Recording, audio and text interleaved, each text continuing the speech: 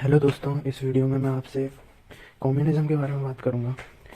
तो communism Karl Marx ने दिया था अर्ली 20th सेंचुरी में, मतलब 1910s और 1920s में। दास कैपिटल एक रेवोल्यूशनरी वर्क था उसका, कार्ल मार्क्स का।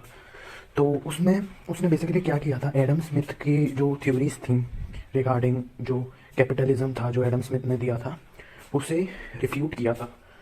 तो कैसे किया था, क्यों किया था, और मतलब बहुत सी चीज़ें हम जानेंगे।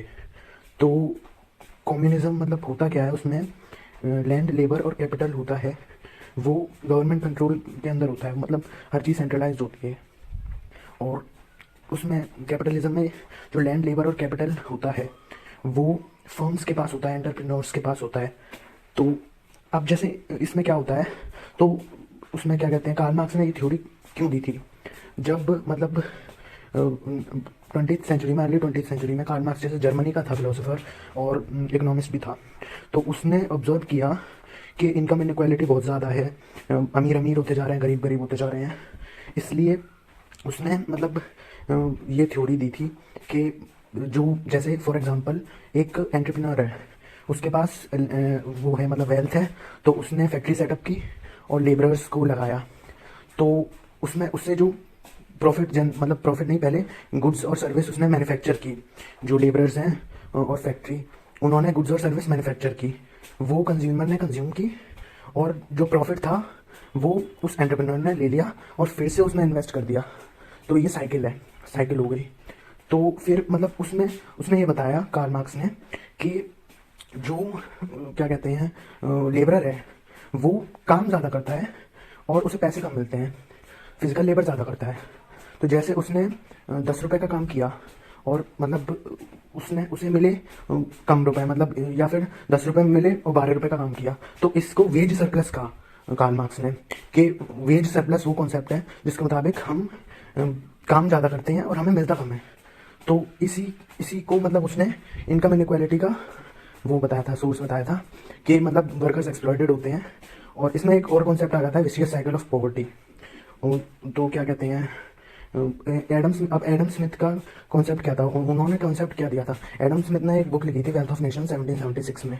तो उसमें एडम स्मिथ ने डिस्क्राइब किया था कि मतलब इकोनॉमी कैसे अच्छी तरीके से रन होती है।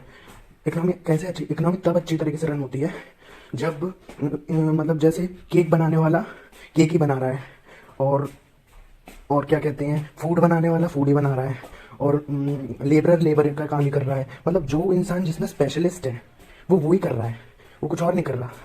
तो जैसे मतलब वो इंसान अपने सेल्फ इंटरेस्ट में सोसाइटी का भी इंटरेस्ट कर देता है, क्योंकि वो सेल्फ इंटरेस्ट इसलिए कर रहा है क्योंकि उसे कमाने हैं पैसे, और ज़्यादा पैसे कमाने के लिए वो ज़्यादा मेहनत करेगा, वो वही चीज़ बनाएगा और उसमें स्पेशलाइज हो जाएगा। क्योंकि अगर स्पेशलाइज नहीं होगा तो मतलब उससे ज़्यादा मतलब अच्छी चीज़ें, गुड्स और सर्विस कोई और प्रोड्यूस कर लेगा। इसलिए वो इसे कहेंगे मतलब तो क्या कहते हैं, उसने एडम स्मिथ ने इसे कहा कि मतलब उसने लाइजे फेरे का भी कॉन्सेप्ट दिया था। लाइजे फेरे मतलब जैसी सिस्टम है, पूरा इकोनॉमिक सिस्टम है, गवर्नमेंट को इंटरफेयर नहीं करना चाहिए उसमें। गवर्नमेंट अगर इंटरफेयर करेगी तो सिस्टम ढंग से नहीं चलेगा।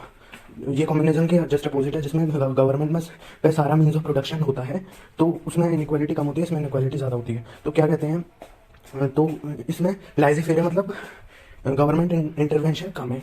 और क्या कहते हैं, एक इनविजिबल हैंड भी का भी कॉन्सेप्ट दिया था।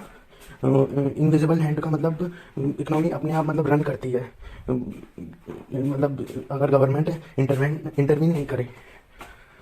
तो क्या कहते हैं, अब ये कैपिटलिज्म और कम्युनिज्म का कॉन्सेप्ट दे दिया। अब इसके बीच का कॉन्सेप्ट है, इसे कहते हैं सोशलिज्म। सोशलिज्म में क्या होता है कि कैपिटलिज्म होता है और कम्युनिज्म भी होता है, मतलब कुछ चीज़ें कैपिटलिज्म की ली जाती हैं, कुछ चीज़ें कम्युनिज्म की ली जाती है। सरकार कैपिटलिस्ट जो लोग जैसे एंटरप्रेन्योर्स होते हैं उनसे टैक्स लेती है, और जो गरीब लोग होती हैं उनमें डिस्ट्रीब्यूट कर देती है।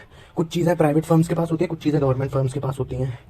तो जैसे मतलब फॉर एग्जांपल इंडिया में रेलवे है और एजुकेशन सिस्टम है और बहुत सी चीज़ें हैं, वो गवर्नमेंट के अंडर है। और टेलीकॉम इंडस्ट्री है, उसमें बीएसएनएल है, वो गवर्नमेंट के अंडर है। तो पर प्राइवेट के पास भी बहुत सी चीज़ें हैं, जैसे प्राइवेट क्या कहते हैं, जो जियो एयरटेल ये सब है। तो क्या कहते हैं,